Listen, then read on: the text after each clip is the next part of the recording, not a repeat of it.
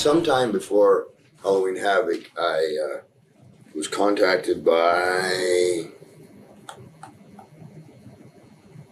I don't think it was Eric Bischoff. I was contacted by somebody, you'll understand in a second. And I said to them, the only way that I'll do this is if absolutely nobody knows I'm coming. I said, if it gets out, I won't come. And it got out. I didn't come. About sometime later, Eric Bischoff phoned me. And he was a spontaneous kind of guy. And I said, well, what do you want to do? He says, I'll be in Portland tomorrow. And he's starting me in Atlanta. So I set a limousine for him and the guys, they came and we structured the deal in the Benson Hotel in Oregon. And absolutely nobody knew that we were coming. And that in itself gave it a good wave. Hogan being in there and what he had been doing, he knew that there was some money to be made, and as a real pro, boom. And then there was Sprout, Paul White, and we could feel the tide, and we all had feelings negative from the other ones, and we were all going to make this one work. I was the last defector. I think the silence is golden is the secret to that one. Were there any problems behind the scenes between you and Hogan going into your match at Starrcade from past experiences?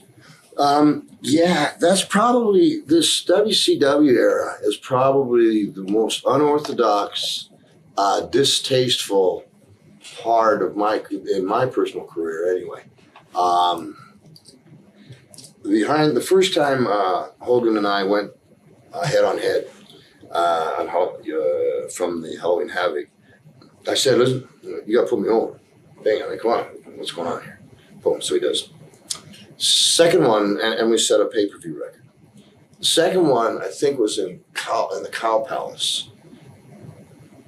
I think it was in the Cow Palace. Oh yeah, and I stayed at Alcatraz. And I brought my son. Okay, so I had my son in there, which first time anybody in my family. I thought for him, just years later, whatever he becomes, it would be cool. Hogan, great man with kids, real concerned. I had no problem there. When it came time to the match, now in the second pay-per-view here I come from Alcatraz to the Cow Palace, we broke another record. We broke it first time, another record. Now, I'm defending my son's honor, and you want to beat me in the middle of the ring. But you can't break a record with anybody else. Why do you want to do that? So I said, whoa, yeah. And so instead of beating me clean, we worked out something. On the plane, on the way home in the plane, I guess with Hogan and Nash and Hall, I don't know what was said. They didn't want to tell me what was said.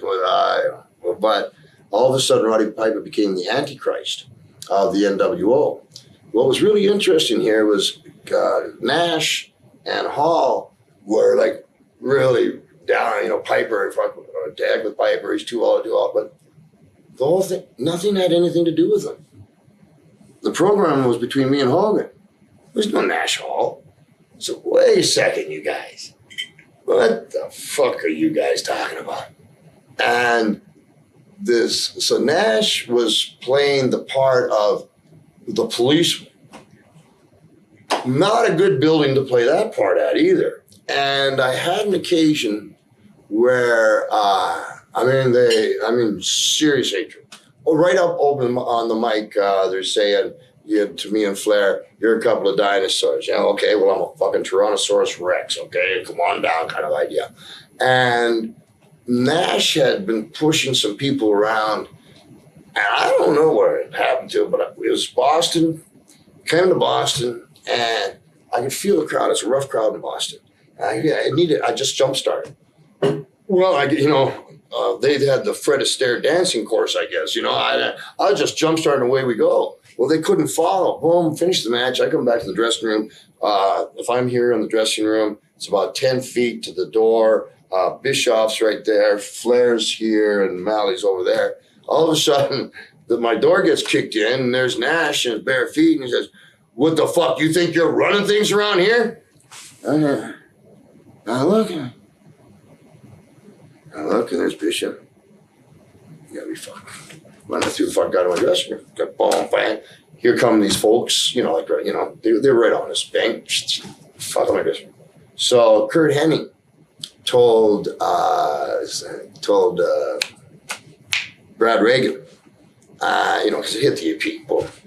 And when they had Kevin Nash, and Kevin Nash was yelling, Moline! Fuck, I'm here now. Moline! So Brad Reagan's heard this. He said, what did Nash say? He says, Nash didn't want to fight. Coming from Brad Reagan, that hit the AP, and that was the beginning of the end of the NWO and the WCW. But that's one of the, I think, one of the ones you might have been looking for. And they were asking to be the main event. It's our turn to be. I've never heard of that. I just took it by hard work. I didn't say, could I have the main event this week? You know, it doesn't work like that. And the proof is going from $67 million to the good to 82 to the bad to selling it for $5 million.